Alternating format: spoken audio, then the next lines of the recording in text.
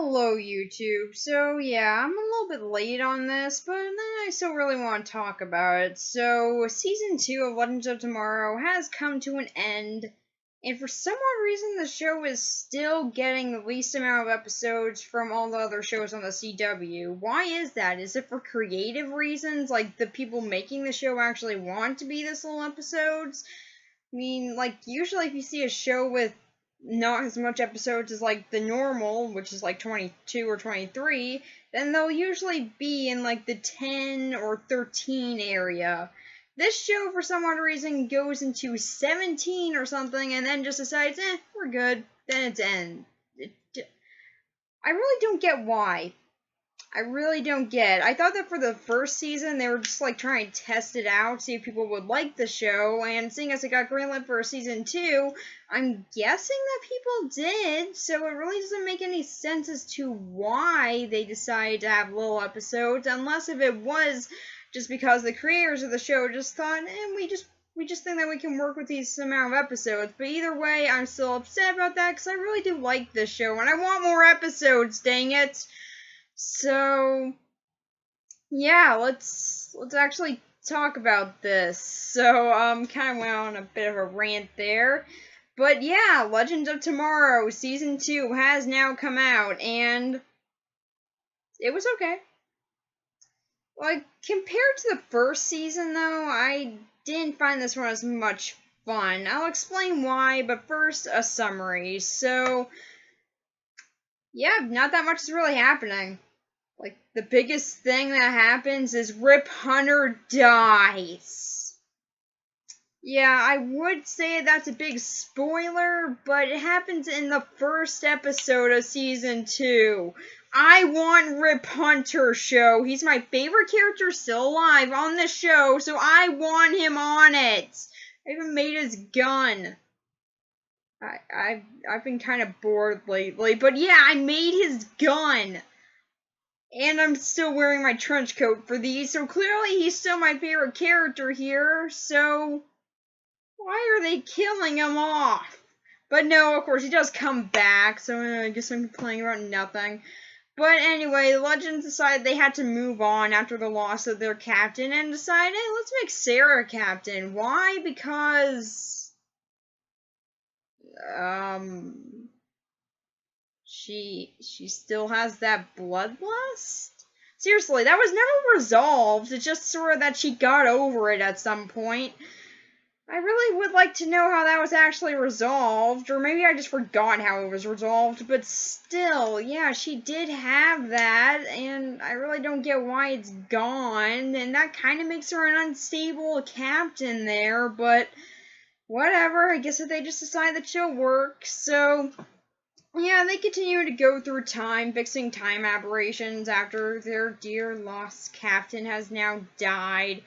And eventually they find out that they have some enemies, the Legion of Doom.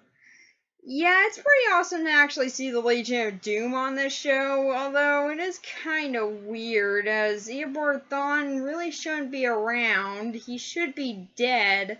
Unless this is the version of him from the future that shouldn't exist anymore because Eddie shot himself. This makes no sense when I think about it. But anyway, it's apparently a future version. Although I guess that there should have to be an actual version where he did still survive, because he did have to go back in time, so then Eddie would actually shoot himself. Time travel is weird. So, yeah, pretty much Eobard Thawne has now gathered up some of the villains from all the other CW shows, like Damien Drake, or Damien Dark, I think, I don't care. Yeah, I really didn't care about that villain. If you guys have seen my Arrow vlog, you know I really didn't like him, and yeah, that's probably why I don't care to remember his name right now. But yeah, Damien Dark, I'm pretty sure that was it. And Malcolm Merlyn. And eventually they do get Leonard Snart in there, which is pretty awesome. So, yeah, they all get together and they're gonna just try and steal the Spear of Destiny. What does that do? It pretty much alters reality in a way that makes it permanent. and make sure that there are no time apparitions or any paradox or anything. So yeah, that's a pretty useful tool. What are they going to use it for? They get it. Well, Leonard Snart is going to go continue to rob places just without the police going after him. Damien Darhk is going to be the mayor of Star City, and Eobard Thawne is going to actually really help the world. Yeah, kind of a weird thing for a supervillain to do with his powers. And Malcolm Merlyn, he's gonna get his family back and just sort of have a fun time with them. Good for him. I guess they're not gonna feel upset when, in this version of reality, Thea's brother has died. Guess she's not upset about that. She's just, oh yeah, my father, I'm cool with my brother dying now. But, yeah, so, although I guess that she did have 5 years of practice, so maybe she is cool with it. But yeah, anyway, so they try and get the Spear of Destiny. It's a constant back and forth between the two teams. Until eventually, the Legion decides, yeah, we need to even the playing field a little bit here. So they get Rip Hunter. Yeah, Rip Hunter's back! Woo! Okay, but yeah, Rip Hunter's back. He's a real loser. Dang it. So, yeah, now when he gets back, he's at film school making a movie about himself, even though he doesn't know that's about himself. And also, he's working with George Lucas. That's pretty cool. So yeah, they also need to make sure that George Lucas does stay in the film industry, because if he doesn't, then 2 of the members of the team won't actually get into fields of archaeology or into scientific fields. So yeah, we really need to save George Lucas's career here. Also, Amaya, who is now a part of the team as well, so you know, she's the Vixen from, I think, like the 60s or something, or maybe the 20s, something like that. But yeah, she apparently thinks that Howard the Duck is a good idea to watch. Seriously, out of all your choices of Star Wars, Indiana Jones, and all the others that American Graffiti, all the others that George Lucas has made, I think that American Graffiti was made by George Lucas. Pretty sure on that. But yeah, if I'm wrong, just tell me. But yeah, out of all those really good choices, she decides Howard the Duck might be a good one. Maya, you're an idiot. So yeah, that was kind of just a throwaway gag at the end, and most of the characters on the show agreed with me on that, but yeah, still, I found the reason to complain about that because reasons. Oh, and also Maya, I think I should talk about why she's on the team now. It's because the Legends actually do meet up with the Justice Society of America. Why do they meet up with them? Because of Hourman. Remember him from last season? Yeah, well, apparently now he's not supposed to be there, as he gets killed again in like the first few episodes. So yeah, I'm not really spoiling anything here, but yeah, he does get killed, and that kind of makes a time paradox there, as, I don't know, now he can't really go to the future and warn Rip Hunter. In fact, in this version of time, he hasn't even met Rip Hunter, so there's really no way for them to actually even have any reason to go to the Justice Society of America, but apparently they are going to go there because, wibbly wobbly timey wimey, I guess. I don't know. I just started watching Doctor Who, by the way. If you guys couldn't tell that by my shirt and the fact that I have a sonic screwdriver over there. So yeah, I had to make a reference because this show involves time travel and one of the actors from it is also in it. So I had to reference it at one point. So yeah, okay, back on to what's actually happening this season. So yeah, Rip Hunter is a real loser, and the Legends still need his help, but they decide he's really not helpful in this way, so they're just gonna give him back all his Rip Hunter memories, except for they're going to brainwash him and make him evil. I loved that way too much than I should have. But yeah, I'm a big fan of man versus self stories, and yeah, if it's gonna be happening to one of my favorite characters on the show, of course I'm gonna be happy about it. So yeah, Rip Hunter is now evil, and he even kills Sarah. Only for her to come back because, stupid loophole, but yeah, that was still a really cool moment. So yeah, Rip Hunter is now evil for a little bit of some episodes. But then they get him back. So yeah, that was kind of pointless, but at least the Legion now has some more parts for the Sphere of Destiny, which, by the way, they've all been separated and thrown throughout different times, and then they lose them, and then get them back. Yeah, they really go back and forth with that. Like, at this point, I was just sort of like, okay, just let someone take something here.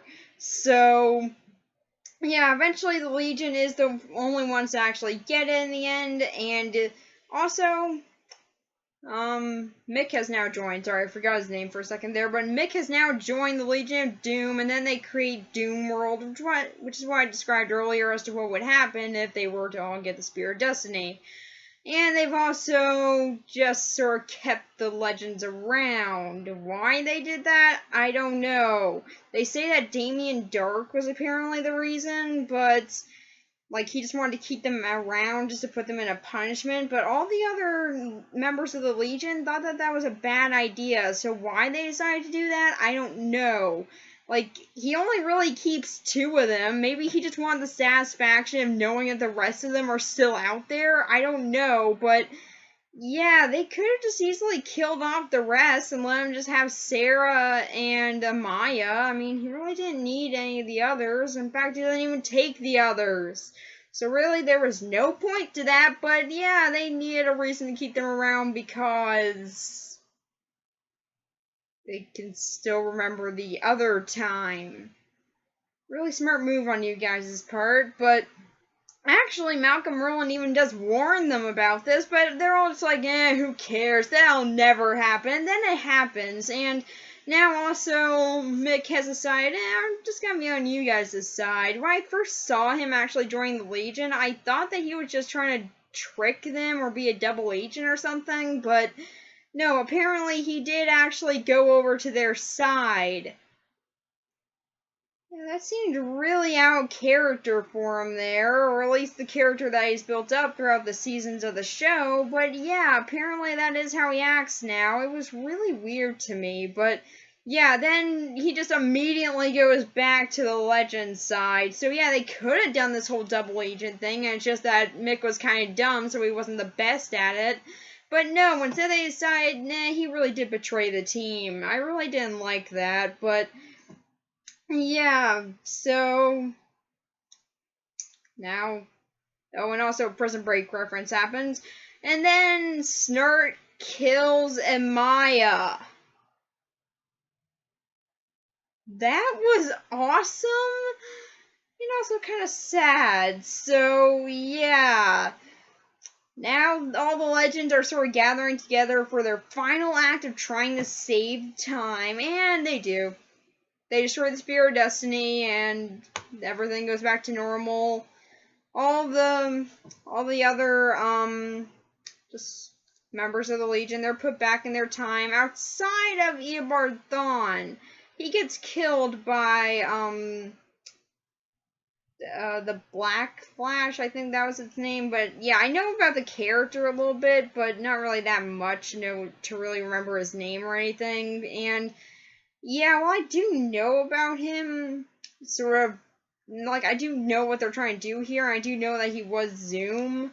At least I think that's what that character's name is. For some odd reason, I'm forgetting characters' names here, but yeah, anyway, that version of the Flash kills, well, okay, not really the Flash, actually, it's one of his villains. Okay, anyway, a Flash character kills another Flash character. That's all we need to know. I'm getting sidetracked about this.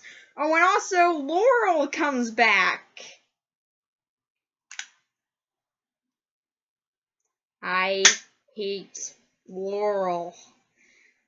God, I hate her, and I was so happy that they decided not to bring her back. I really would have hated if they did that, but yeah, pretty much just they saved the day. Although this has caused a lot of time apparitions sort of collapsing in on each other. Rip Hunter leaves the team. No! Why? This was clearly needed. So, yeah. Why? Because apparently he has no place, even though there was a whole entire episode where he has now found a place on the team again. So, or at least felt confident enough being on the team still. So really, there was no reason for them to say that. Also, he was a captain who would make the hard decisions. That was actually one of the reasons why I really liked him as captain and thought that Sarah being captain was kind of weird. As, yeah, okay, she's the professional assassin, but she does care more about her team in a way that I don't think that she would actually be able to make the hard decisions if they were to come around. And there were actually a few episodes this season that proved that she can't. Rip Hunter, on the other hand, actually could make those tough decisions. So him just not being captain anymore just because they don't trust him because he was brainwashed. Which, yeah, other characters on the show have been brainwashed before, so it's not like it's all that weird or for some reason that they shouldn't trust him anymore, and that wasn't even his fault. But yeah, they ultimately decided they can't trust him like that anymore because now he's gone back to normal. How dare he? So yeah, so then he pretty much decides, yeah, okay, there's really no reason for me to be on the team anymore. I really do hope that he does come back next season because I do still really enjoy this character. And yeah, I would really love for him to be on here some more. So hope you come back, Rip. And then the Legends find out that the Wave Rider is kind of having some problems, and also that there are dinosaurs in 2017. Yeah. So, that's pretty much it. That's our big cliffhanger ending. Dinosaurs. Oh, and also some other things in 2017. So yeah, pretty much time is flowing in on itself because Rip Hunter did warn them about it, but they decided not to listen to him because he's useful for nothing outside of knowing how to not damage time. Idiots! Yeah, he still has a point on the show, being that he's the one who knows most about time travel and how not to screw it up. He has actually messed it up a few times, but that was completely unintentional, and most of it was because he was evil. So yeah, really, he's the one who knows the most about time travel, so he does still have a point here, so that they decide, we don't need him on this show anymore. Yeah, I still really hope that he comes back next season, if there is a next season. Hopefully there is. So yeah. Legend of Tomorrow Season 2. It's pretty good, although my biggest complaint with it is probably the lack of the family dynamic that they used to have on the show in Season 1. That was something that really pretty much caught my interest about the show, mostly, because before that was really introduced, I was pretty bored throughout it, and yeah, well, it did get better when they got family dynamic. It got a whole lot more fun as well. This season, there's not really that much of a family dynamic. It just sort of that characters will just sort of randomly group together, and then they just sort of go off and do their own thing and have their own problems going on while there's an intercepting arc also happening. And yeah, that was probably my biggest problem. Like, they would, for some odd reason, make different character pairings. Like, at least with the first season, they would do that pretty much different throughout, like, 1 or 2 episodes. So there would be a little bit more variety each episode. Here, they tried to pick out a pairing and then just decided to go with it. Like, Jax and Sarah, for some reason, they started bonding this season. Nate and Amaya, and also Amaya and Mick a little bit, which I did like how it did come back there, so it's not like it was just a one-note thing at the beginning of the season, which is something that I did actually really enjoy that they kept and remembered, as, yeah, I kind of forgot it, really, when that came back. It just sort of reminded me. But then they'll also have the boringness of Mick and Professor Stein. What's their point in being teamed up? Well, So that then Stein decides to trust Jax some more? Even though we already trust Jax, so I don't really get why that needs to be learned again, but yeah, apparently it did. Although I do still like their pairing ups. It's just I think they lasted and sort of dragged it out a bit too much, really. And also, for some odd reason, Ray Palmer is really the only one who doesn't get any sort of team up thing or any type of pairing up. He's just sort of there alone, and he's sometimes important. But yeah, it was really kind of weird how they set that up. Although I do still like the pairings here, I just sort of wish that they had sort of shortened down how long they lasted. So, yeah, that was probably my biggest problem with it. Although it does still have a lot of really fun moments, I just sort of find it that whenever they actually have different characters interacting and they sort of change that around a few episodes, then yeah, that's sort of when I had the most fun with it. And they did start doing that near the end of the season, but then they had that story arc coming back and then just sort of stopped again. But I do still like the team-ups. And so for the characters this season, they're pretty good, actually. Sarah, Ray, and Jax, and Professor Stein are pretty much all still the same characters that they were in Season 1. It's just that they get a little bit more fleshed out. Jax and Sarah are pretty much the two out of those that get the most development, really. As Jax, we can actually see a lot more coming through with him. And Sarah, we do get to see how much pressure being captain puts on her. And, yeah, also Jax might have actually tried to kill Rip once. So there's that little bit of development. And apparently he's the stand-in captain. Because, yeah, out of all the people on the team, Jax, he should be captain after Sarah. Okay, sure. So, yeah, that's pretty much it for their development. And like I said, Stein and Ray, they're pretty much the same. Stein gets a bit of development near the very end, but that's because it's in a different timeline, really. And for Mick, he actually gets a lot of good development. At one moment, they're saying that he's insane, don't know why, and they seem to have an explanation for that, but then they just sort of dropped it, like, okay, so he actually went insane? Why? Never explained. Thank you, show. Thank you for never explaining that. That really makes me happy. No, it doesn't. So, and then also they drop his insanity thing like it was nothing. If you're gonna do a story with that, do something with it. So, yeah. He gets a lot of good development here. Like, okay, so it does take a while for it to actually start, but near the very end of the season, that's probably where he gets the most character, and I really do like him here. So, yeah. After Rip and after Lee and after Snart, then, yeah, Mick's probably my favorite character on the show, so, yeah. So, then we also have Amaya. She was pretty cool. Nothing else really to add to her there, it's just that she's pretty cool. Then we got Nate. So yeah, Nate. Pretty hard to talk about him, really, as, honestly, I found him kind of boring. I thought that at first he was going to be pretty interesting, and he actually kind of was. But then randomly they decided to pair him up with Amaya, and that's really when I sort of just lost interest in both of them.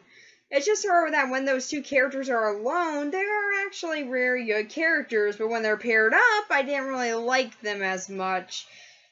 Yeah, I don't know, maybe that's just me, but that's pretty much just how I felt towards these characters. I just sort of felt like they had just sort of stayed separated for a little bit, then they would have been much more interesting. Also, Amaya just randomly decides, who cares about the timeline? I can stay on the ship with you guys, because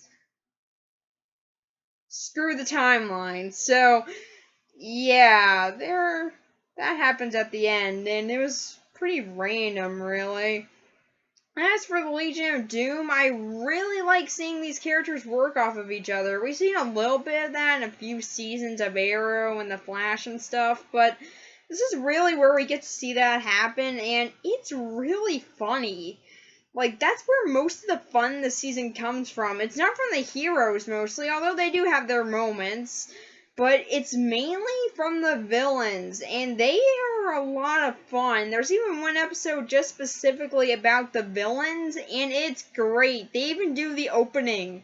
It's really pretty fun.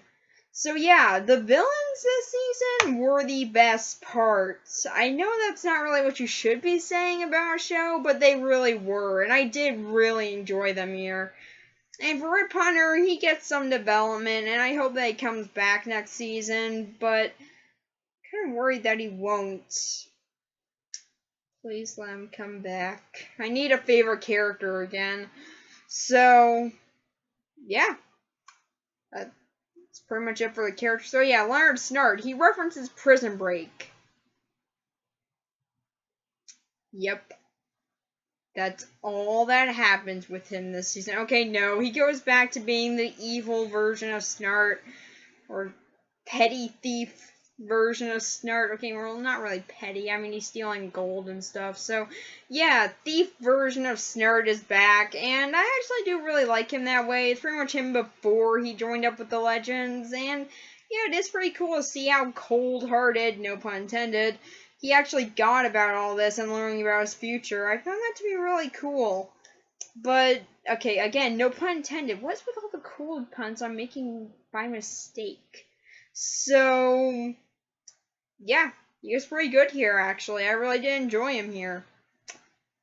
Although, really, him being introduced felt kind of random. I feel like if they were going to do that, then they should have done it a little bit earlier. But then they just decided to do it in the last few episodes, and it just felt kind of forced there. Like, the Legion was really desperate for this, and yeah, they kind of were, but I feel like if they had built that up just a little bit more outside of, well, Mick kind of going nuts a little bit, then I feel like that could have been done a whole lot better. But yeah, I mean, it is still pretty cool to see Snart back, and he is still a lot of fun here. And also, he's probably the most evil in the final episodes, as he kills Amaya without showing any mercy or sympathy. It was really a very cold moment for him, and that was really just a great moment for him. I really got nothing else to add to that outside of dang, that was cold of you, Snart. I know that you're Captain Cold, but that's cold.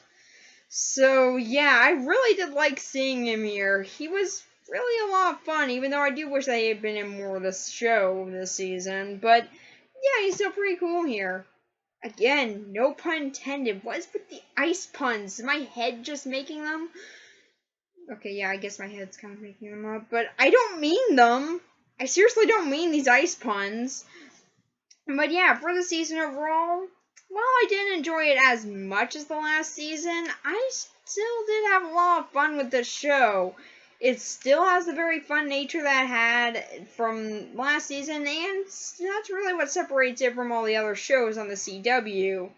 Although, The Flash also had a musical episode, so maybe it doesn't separate it all, but yeah, it is still pretty cool to see that, and I do like how actually it does intertwine more this season to the other shows than it did the last one, as this is actually the very first time that we get to see Black Flash before we see him on The Flash, so that was really cool. It just sort of pays off for you watching all the other shows.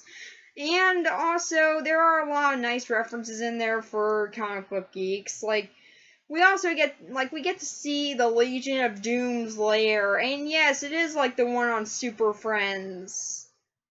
It's kind of a dated reference there, but yeah, it was still really cool to see that. So if you ever watched Super Friends, and now you're watching Legends of Tomorrow, you will understand a reference here. So yeah, I really did enjoy this season. Sure didn't enjoy it as much as the last one, but apparently a lot of other people enjoyed this season more, so maybe I'm just the only idiot who's thinking like this. But yeah, I did really enjoy this season. It's a lot of fun. Although I didn't enjoy as much as the last one, I do still find it to be a very enjoyable season. The Legion of Doom is great.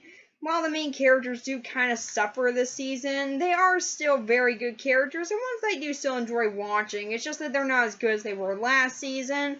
And Rip Hunter might be gone.